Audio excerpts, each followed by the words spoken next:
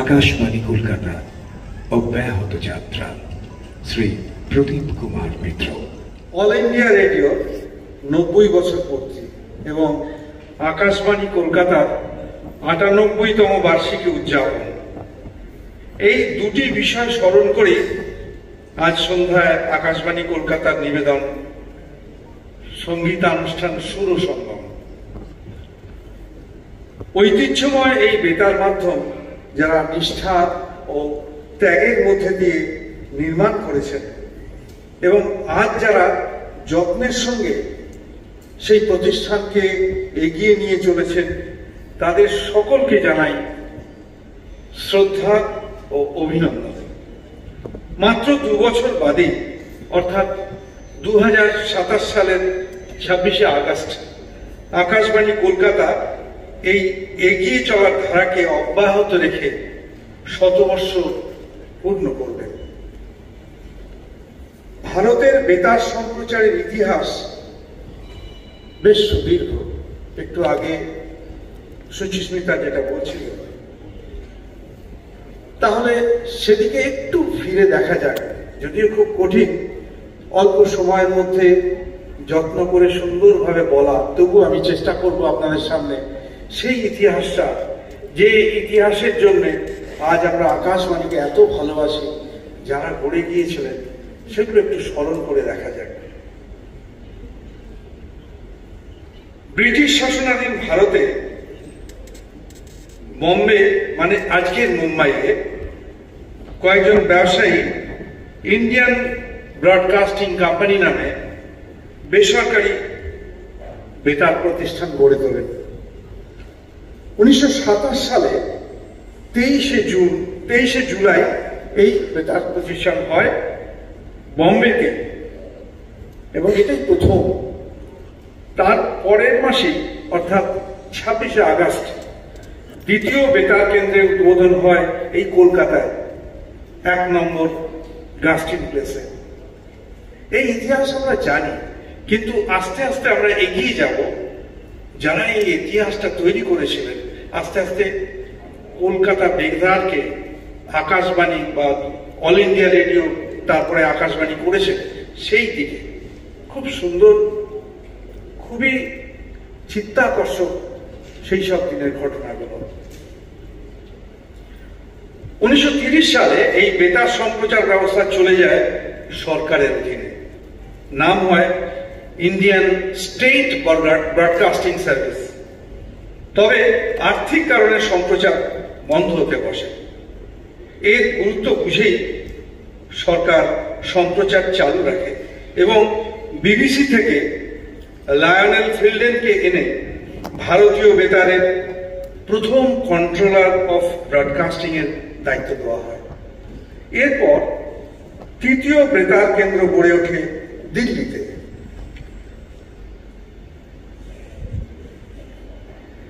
Lionel ফিল্ডেনের প্রস্তাব অনুযায়ী 1936 সালের 8ই জুন ইন্ডিয়ান স্টেট ব্রডকাস্টিং সার্ভিস হয়ে যায় অল ইন্ডিয়া রেডিও, আজকে যার 90তম জন্মদিবস বা উৎসব দিবস। চতুর্থ বেতার কেন্দ্রটি চালু হয় মাদ্রাজে, মানে আজকের চেন্নাই।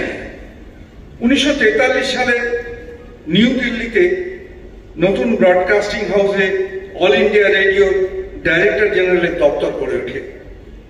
সেখান থেকে সুষ্ঠুভাবে দেশের বেতার কেন্দ্রগুলি নিয়ন্ত্রিত হতে থাকে।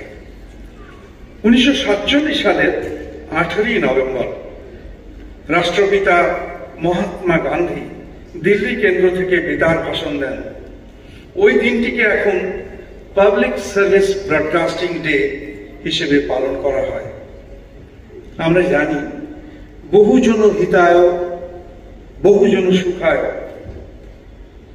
এই হলো অল ইন্ডিয়া রেডিওর দর্শন। তাই ভারতীয় বেতার দেশ ও দেশের মানুষের জন্য কল্যাণে সবসময় প্রতীক।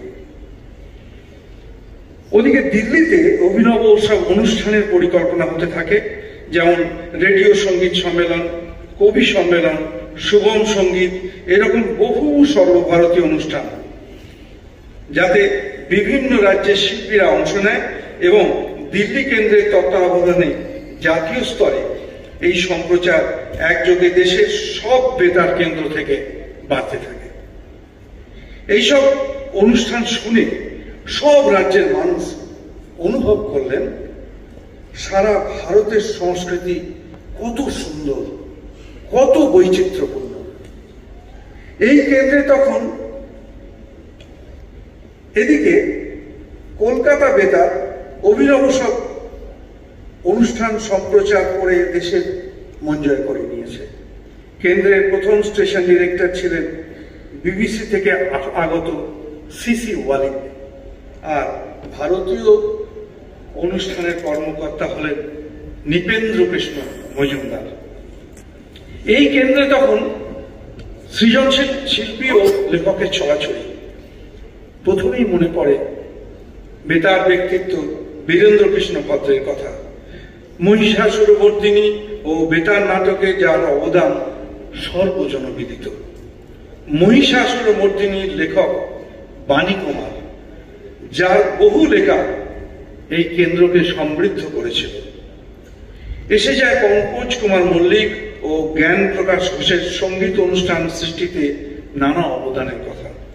আর ঘোষক ঘোষিতাকাদের কণ্ঠের জাদুতে সারা বাংলা মুগ্ধ হয়ে গেল।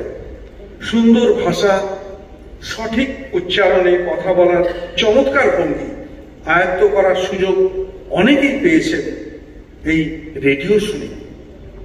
পাক্ষিক পত্রিকা বেতার জগতের সূচনা হয় 1929-এর 27 সেপ্টেম্বর প্রেমাঙ্কুর আতর্থী সম্পাদনায়। 1938-এর 8ই মে, সেদিন ছিল বাংলার 25শে বৈশাখ। কবিগুরু কালিম্পং থেকে সরাসরি আবৃত্তি করলেন তার জন্মদিন কবিতাটি। বহু শ্রোতা সেই আবৃত্তি শুনে ধন্য হয়েছিলেন। সেই বছরই কবি কাজী নজরুল ইসলাম স্থায়ীভাবে কলকাতা বেতারে যোগ দেন আরো কত স্মরণীয় ব্যক্তিত্ব।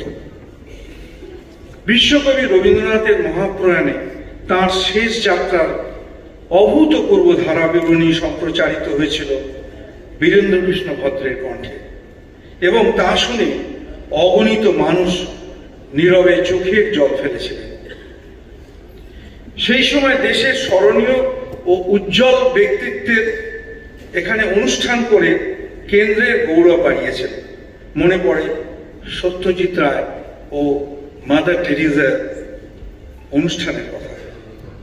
1957 পয়লা এপ্রিল অল ইন্ডিয়া রেডিওর নাম হয় আকাশবাণী। 1958 15ই সেপ্টেম্বর গাস্টিন প্রেস থেকে এই কেন্দ্রে নতুন আকাশবাণী ভবনে আমাদের অল ইন্ডিয়া রেডিও বা আকাশবাণীর যে কলকাতা বেতার চলে আসে, এবং নতুন উদ্যমের সৃষ্টি হতে থাকে অনবদ্য সব অনুষ্ঠান।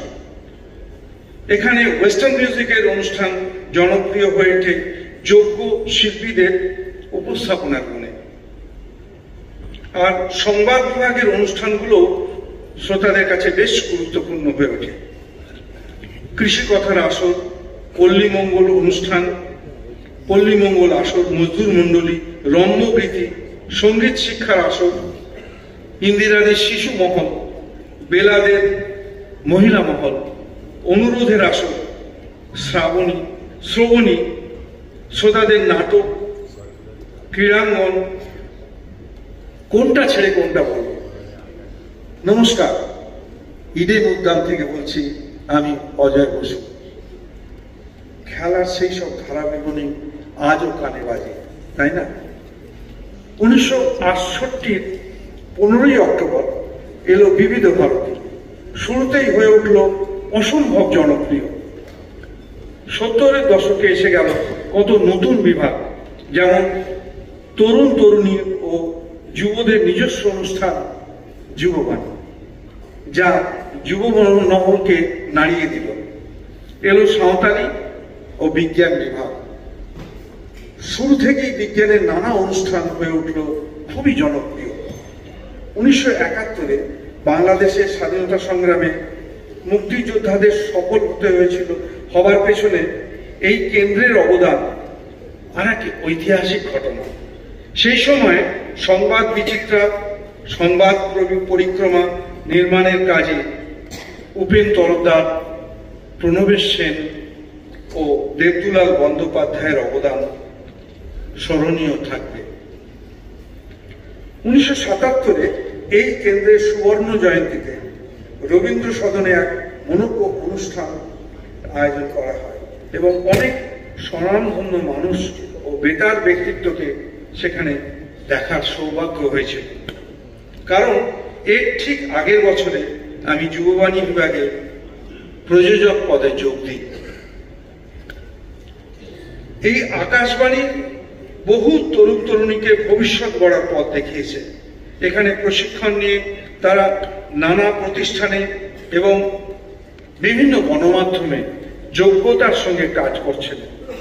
প্রাত্যহিকী আর এক অভিনব সংযোজন, যা শ্রোতাদের এই অনুষ্ঠানের সঙ্গে জড়িয়ে নিয়েছে। এলো FM সম্প্রচার, লাইভ ফোন ইন অনুষ্ঠানে স্টুডিও থেকে সরাসরি শ্রোতাদের সঙ্গে কথা বলা। ঝকঝকে এইসব অনুষ্ঠান উপস্থাপকদের দক্ষতায় বিপুল জনপ্রিয় হয়েছে। এইভাবেই নতুন অনুষ্ঠানের স্রোত আজও কিন্তু বয়ে চলেছে। আর আকাশবাণী ও দূরদর্শনের স্বশাসিত সংস্থা প্রসার ভারতীর অধীনে চলে আসা, সেটা হয়েছিল 1997-এর 15 সেপ্টেম্বর।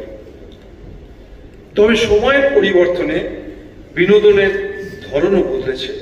নতুন প্রযুক্তির দৌলতে কত বেসরকারি রেডিও ও টিভি এসেছে, সকলেই প্রতিযোগিতার মধ্যে দিয়ে এগিয়ে চলেছে। বর্তমান ডিজিটাল যুগের সঙ্গে তাল রেখে আকাশবাণী তার অনুষ্ঠানের নানা বিষয় তুলে দিচ্ছে সোশ্যাল মিডিয়ায় ও ইউটিউবে। তাই ডিজিটাল মাধ্যমে আকাশবাণীর অনুষ্ঠান সবার কাছে পৌঁছে যাচ্ছে। তবে এখন আকাশবাণীতে অনেক নতুন কর্মীর প্রয়োজন। তাহলে বর্তমান কর্মীরা কাজে আরো উৎসাহ পাবেন এবং আকাশবাণীর যাত্রাকে অব্যাহত রাখতে পারবেন বলেই আমার বিশ্বাস। পরিশেষে আকাশবাণীর নিরলস কর্মীরা যারা অনুষ্ঠান করে চলেছেন, কারিগরি বিভাগের কুশলীরা, প্রশাসনিক কর্মীরা আর দরদি শ্রোতারা যারা বেতারের সম্পদ, সকলকেই জানাই আন্তরিক অভিনন্দন। আর উপস্থিত মঞ্চের শিল্পীরা, উপস্থিত সুধীজনেরা, তাদের সকলকে জানাই আমার আন্তরিক শুভেচ্ছা। নমস্কার।